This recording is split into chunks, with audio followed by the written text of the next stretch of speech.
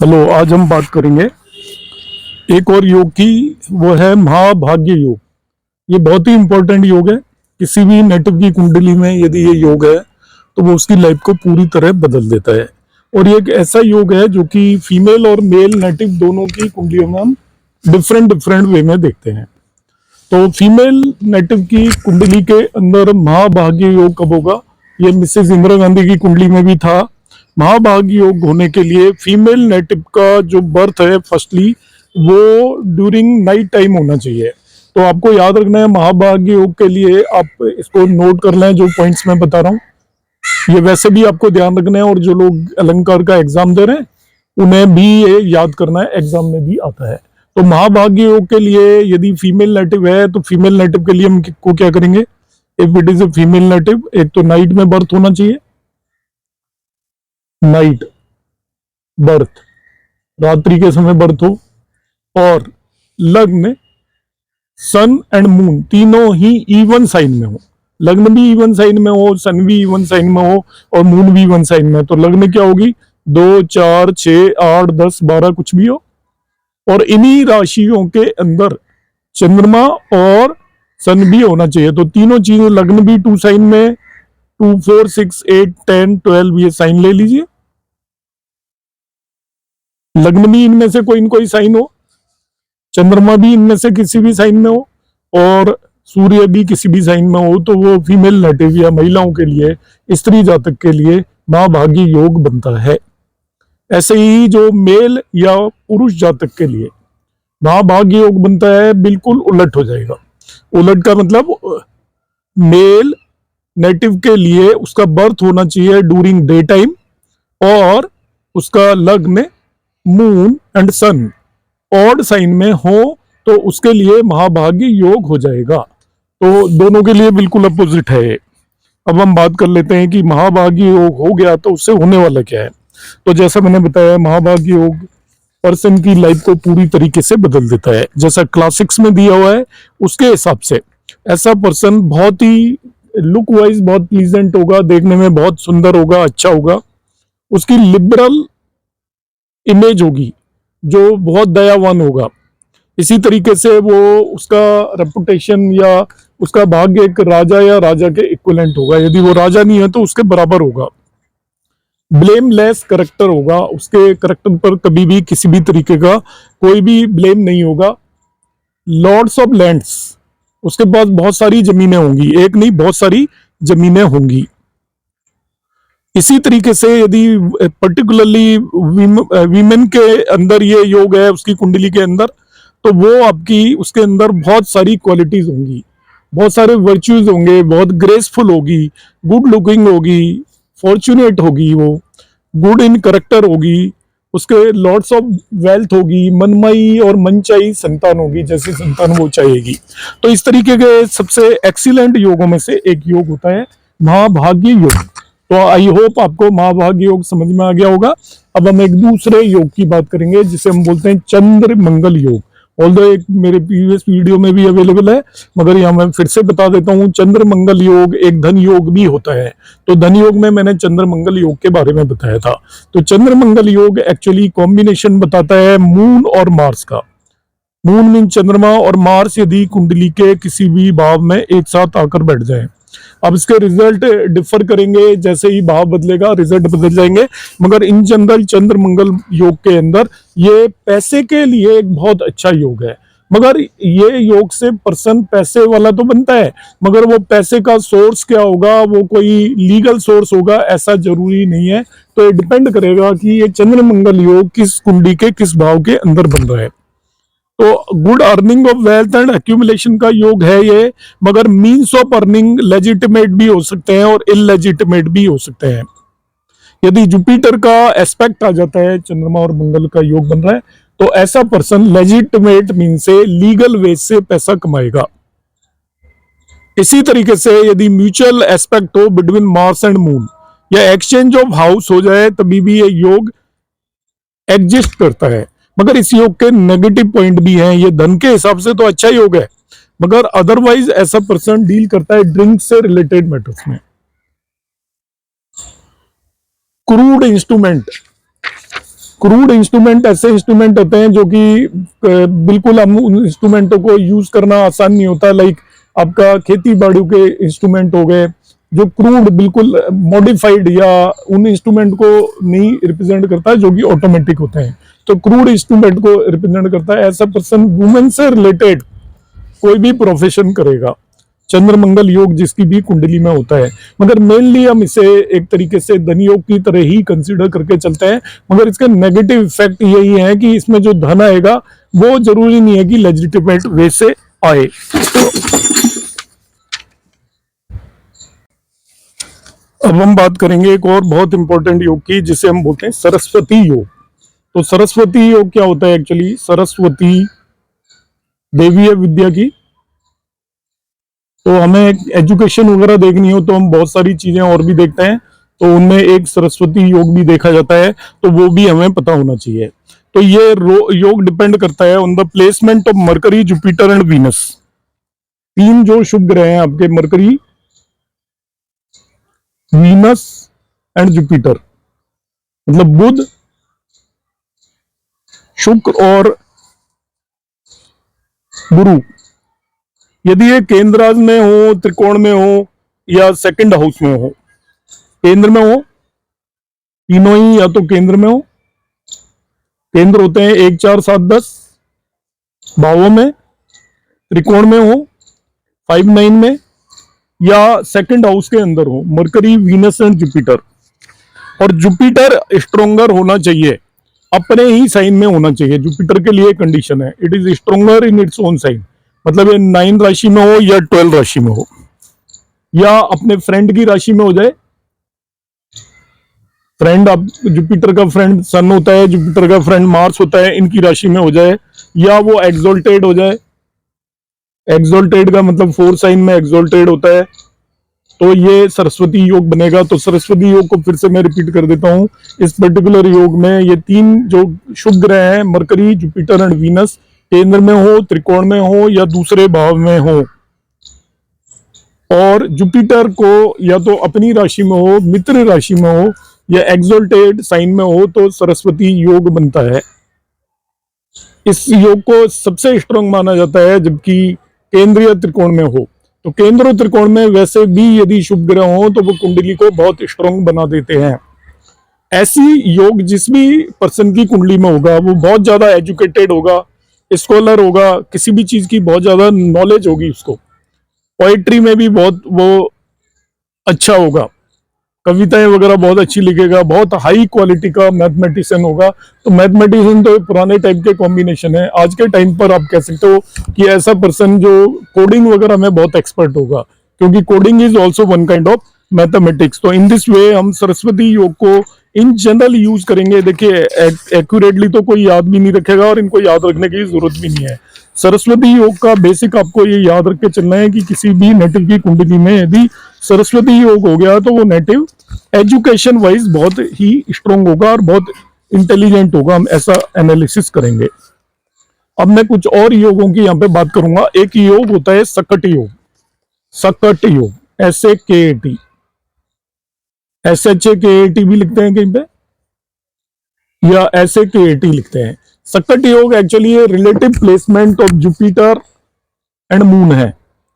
Jupiter और moon आपने देख लिया होगा, गजकेसरी योग भी बनता है जुपिटर मून के रिलेटिव प्लेसमेंट से, और जुपिटर और मून के रिलेटिव प्लेसमेंट से सकट योग भी बनता है। यदि इसमें कॉम्बिनेशन क्या है कि आपका जुपिटर और मून एक दूसरे से छठे, 8वें या 12वें भाव में हो, कि मून यहां पर बैठ गया है तो जुपिटर यहां से 8वें भाव में हो गया, मून यहाँ पे बैठा है तो यहाँ से जुपिटर छठे भाव में हो जाए, 1 2 3 4 5 6 सकट योग बन गया, या 12वें भाव में यहाँ पर बैठ जाए तो सकट योग बन जाएगा। दोनों एक दूसरे से रिलेटिव पोजीशन है। ये छठा, 8वां, 12वां भाव होना जरूरी नहीं है, कहीं पे भी एक दूसरे से, जैसे सपोज जुपिटर को मैं यहाँ पे बेटा प्लेस कर देता हूँ तो यहाँ से 1 2 3 4 5 6 यहाँ छठा भाव हो गया, इसके अंदर यदि आपका मून प्लेस्ड है तभी भी सकट योग बन जाएगा। तो सकट योग में जुपिटर और मून एक दूसरे से छठे और 8वें 12वें भाव में बैठे हो तो सकट योग बनता है। सकट योग बेसिकली हम देखेंगे ये एक तरीके का गरीबी का योग है। जिस भी नेटिव की कुंडली के अंदर सकट योग होता है उसकी लाइफ थोड़ा डिफिकल्टी से गुजरती है, वो पर्सन पुअर होता है। तो सकट योग में जो भी जिनकी भी कुंडली में होता है उनकी लाइवलीहुड के लिए उन्हें स्ट्रगल करनी पड़ती है। जो भी वो काम करते हैं इन जनरल तो उन्हें सेटिस्फेक्शन लेवल भी नहीं होगा कितना भी हार्ड वर्क कर लेते हैं। तो ये सकट योग है जिसका हमें ध्यान रखना है कुंडली में। जैसे गज केसरी योग में जुपिटर और मून दोनों एक दूसरे से केंद्र में होते हैं, वो उसकी लाइफ को बना देते हैं। उसी तरीके से सकट योग यदि कुंडली में अवेलेबल है तो वो पर्सन को प्रॉब्लम्स क्रिएट करता है। अब मैं सबसे लास्ट में यहाँ पे बात करूंगा, सभी योग मैंने बता दिए हैं जो भी इंपॉर्टेंट योग हैं। वैसे योग तो कितने ही होते हैं मगर नॉर्मल जो भी राजयोग हैं, हमने केंद्रीय त्रिकोण राजयोगों की बात की, इसके बाद हमने भावों के हिसाब से प्लेनेट किस भाव में प्लेस्ड है उसके बेस पर बात की, और इसी तरीके से हम उनकी रिलेटिव पोजीशन के बेस पर भी हमने बात की थी। लॉर्डशिप के बेस पर जनरली बनते हैं राजयोग, केंद्रीय त्रिकोण राजयोग जिन्हें बोलते हैं। अब मैं बात करूंगा परिवर्तन योग, ये भी बहुत ज्यादा इंपॉर्टेंट है। और परिवर्तन योग में 3 तरीके के परिवर्तन योग की बात करेंगे। परिवर्तन का मतलब मैं समझा देता हूं। सपोज ये मैंने एक कुंडली ली, परिवर्तन का क्या मतलब है वो हमें समझना है, और इसी से मैं आपको समझाऊंगा सभी परिवर्तन योग। ये 100 से ऊपर योग हैं, उन सभी की हम बात करेंगे, मगर समझ में आने के लिए 100 की जरूरत नहीं है। और इनके सभी के आप सिग्निफिकेशन या रिजल्ट इंडिविजुअली रटने की जरूरत नहीं है, आपको बेसिक आइडिया होना चाहिए, क्योंकि आप कितना ही रट लीजिए ये आपको याद रहने वाले नहीं है। पर बेसिक आइडिया होना चाहिए कि ये वाला योग अच्छा है या बुरा है। अच्छे योग अच्छे रिजल्ट देंगे, बुरे योग बुरे रिजल्ट देंगे। जिन भावों में योग बन रहे होते हैं उन भावों से रिलेटेड रिजल्ट मिलते हैं, ध्यान रखना है। जो प्लेनेट बना रहे होते हैं उनसे रिलेटेड रिजल्ट होते हैं, ऐसा ही एक कॉमन आइडिया है कि जो भी योग बन रहे हैं, जिन जो भाव इन्वॉल्व है उनसे रिलेटेड रिजल्ट मिलेंगे, जो प्लेनेट इन्वॉल्व है उनसे रिलेटेड रिजल्ट मिलेंगे। एक और बात ध्यान रखनी है कि बगैर दशा और अंतर दशाओं के रिजल्ट नहीं मिल सकते। प्लेनेट की स्थिति जो योग बना रहे हैं वो कैसे हैं, उनको कौन मेलिफिक देख रहे हैं या बेनिफिक देख रहे हैं, जो मैं प्रीवियस क्लास में एक्सप्लेन किया था, इन सभी चीजों का ध्यान रखना होता है। अब परिवर्तन योग का क्या मतलब होता है? परिवर्तन का मतलब होता है 2 प्लेनेट एक दूसरे की राशियों में हो, एक दूसरे की, कि जैसे यहाँ पे कुंडली के अंदर यहाँ 1 साइन है, यहाँ पे 3 साइन है, तो 1 में मैं मरकरी को बिठा देता हूँ और 3 के अंदर मार्स को बिठा देता हूँ, तो ये परिवर्तन हो गया इन दोनों में। मरकरी मार्स की राशि में चला गया, मार्स मरकरी की राशि में चला गया, सो दिस इज कॉल्ड परिवर्तन योग। तो परिवर्तन योग में सबसे पहले जो योग आते हैं वो आते हैं महायोग। महायोग, ये ध्यान रखना है। फर्स्ट सबसे पहले कौन से योग आते हैं? महायोग आते हैं। इनके रिजल्ट भी आप ध्यान रखेंगे। महायोग किन किन के बीच में बनते हैं? परिवर्तन जब भी होता है तो महायोग जिन जिन उनके हाउसेस के बीच में बनते हैं, ध्यान रखेंगे हम। सबसे पहले हाउसेस होता है लग्न, फर्स्ट हाउस, नोट कर लें आप। लग्न के बाद आपका आता है सेकंड हाउस, फिर 4th house, 5th house, 9th house, 7th house रह गया, 7th house, 10th house and 11th house. तो महायोग किन किन हाउसेस को इन्वॉल्व करता है? देखिए ध्यान से, this is first house, second house, केंद्र के सारे हाउसेस ले लो आप, बिल्कुल सिंपल है। 1, 4, 7, 10 त्रिकोण के दोनों हाउसेस ले लो और सेकंड एंड 11th हाउस ले लो। इनके लॉर्ड जब भी एक दूसरे से एक्सचेंज हो जाए तो कितने ही कॉम्बिनेशन हो जाएंगे। कैसे हो जाएंगे? पहले लग्न का दूसरे से एक्सचेंज हो गया, एक योग बना, लग्न का 4 से हो गया, दूसरा योग लग्न का 5 से हो गया, तीसरा योग लग्न का 7 से हो गया, चौथा योग लग्न का 9 से हो गया, 5वां लग्न का 10 से हो गया, छठा और लग्न का 11 से हो गया। 7 योग ये हो गए आपके, ये महायोग है। इसी तरीके से अब लग्न को हटा के सेकंड का 4 से हो गया, सेकंड का 5 से हो गया, सेकंड का 7 से हो गया, सेकंड का 9 से हो गया, सेकंड का 10 से हो गया, सेकंड का 11 से हो गया। लॉर्ड्स के हैं, ध्यान रखना है, लॉर्डशिप पर बेस्ड योग है ये परिवर्तन। Second Lord exchange with the 4th Lord, मतलब यहां पर आपका वीनस आ जाए, यहां पर मून आ जाए, तो ये योग बन गया। तो ये फिर 6 योग हैं सेकंड के एक्सचेंज। फिर 4th का एक्सचेंज हो जाए 5th से, 4th का हो जाए 7 से, 4th का हो जाए 9 से, 4th का हो जाए 10 से, 4th का हो जाए 11 से। ये भी आपके एक्सचेंज है। जैसे 4 का 5th से, मतलब यहाँ पे सन आ जाए, यहाँ पर मून आ जाए, इस तरीके से फिर 5 योग हो गए। इसी तरीके का 5th से 7, 5th का 7 से एक्सचेंज हो, 5th का नाइन्थ से एक्सचेंज हो, फिफ्थ का 10 से एक्सचेंज हो, फिफ्थ का 11 से एक्सचेंज हो, ये फिर 4 महायोग बन गए। ऐसे ही सेवंथ लॉर्ड का 9th लॉर्ड से एक्सचेंज हो, सेवंथ लॉर्ड का 10 से एक्सचेंज हो, सेवंथ लॉर्ड का 11 से एक्सचेंज हो, ये फर्दर और योग बन गए आपके 3। फिर 9th लॉर्ड का 10 से एक्सचेंज और 9th लॉर्ड का 11 से एक्सचेंज, ये 2 योग हो गए। जैसे सैटर्न यहाँ पर आकर बैठ जाए, जुपिटर यहाँ पर आकर बैठ जाए, तो ये भी महायोग है। ऐसे ही 10th लॉर्ड का 11 से एक्सचेंज है, ये बहुत महायोग है। उसमें 10th और 9th के एक्सचेंज, 10th और फर्स्ट का एक्सचेंज, ये सबसे स्ट्रॉन्ग योग माने जाते हैं। 9th और 10th आपकी कुंडली के सबसे स्ट्रॉन्ग हाउसेस होते हैं।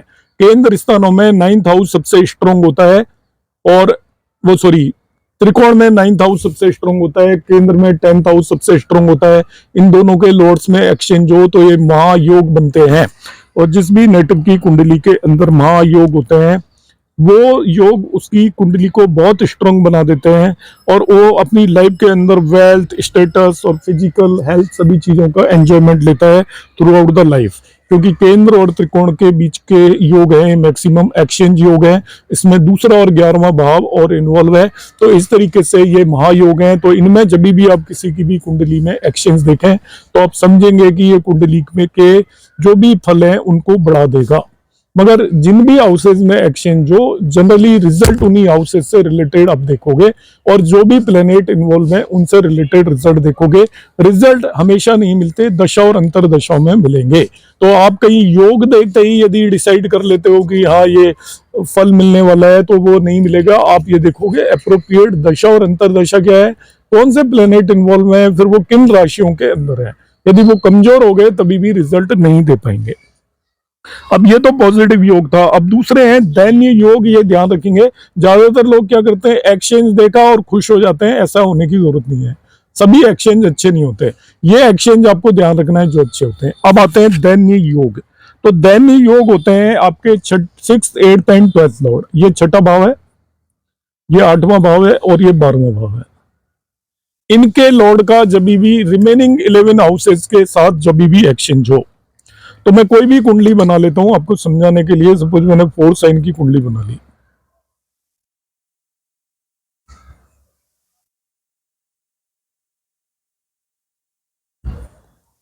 इनको दैन्य योग बोलते हैं। पहली बात तो DAIN, दैन हो गया, वही है दैन्य योग। दैन्य दुखी जो हम हिंदी में टर्म यूज करते हैं, दैन्य योग है। तो दैन्य योग में क्या होता है, आपका 6, 8, 12 के स्वामी का एक्सचेंज किसी भी ओर से हो जाए, किसी भी ओर से। जैसे 6th हाउस है, ये इस केस में जुपिटर है इसका लॉर्ड, और जुपिटर का एक्सचेंज हो जाए 6, 8 और 12वें भाव के स्वामी का एक्सचेंज किसी के भी साथ हो जाए। तो यहां पर देखिए जुपिटर का एक्सचेंज हो जाए 7th भाव के स्वामी से, दोनों का 8 से, 9 से, 10 से, 11 से, 12 से, 1 से, 2 से, 3 से, 4 से, 5 से, किसी से भी एक्सचेंज हो जाए। टोटल 11 एक्सचेंज पॉसिबल हैं। तो इस तरीके से 11 योग बनेंगे आपके। इसी तरीके से 8th भाव के स्वामी का एक्सचेंज हो जाए। 6 और 8 का तो हम पहले ही कर चुके हैं। अब 8 का बाकी 10 भावों से, क्योंकि इससे तो पहले ही एक्सचेंज हम डिस्कस कर चुके हैं, तो इसका 8 का 9 से हो जाए, 7 से हो जाए, 10 से हो जाए, 11 से, 12 से एक्सचेंज होना चाहिए। कि जैसे यहाँ पे सैटर्न है, इसका सैटर्न का जुपिटर से एक्सचेंज हो जाए, इससे सैटर्न का मंगल से एक्सचेंज हो जाए, सैटर्न का वीनस से एक्सचेंज हो जाए, तो ये इस तरीके से 10 और दैन्य योग बनेंगे 10। इसी तरीके से 12th भाव के स्वामी का 6 और 8 से तो हम पहले ही ले चुके हैं, इस वाले केस में 6 से ले चुके हैं, इस वाले में 8 से। तो रिमेनिंग 10 हाउसेस से जब भी एक्सचेंज हो जाए, रिमेनिंग 9 हाउसेस से, तो इस तरीके से 9 और योग बनेंगे। तो इस तरीके से टोटल 30 दैन्य योग होते हैं।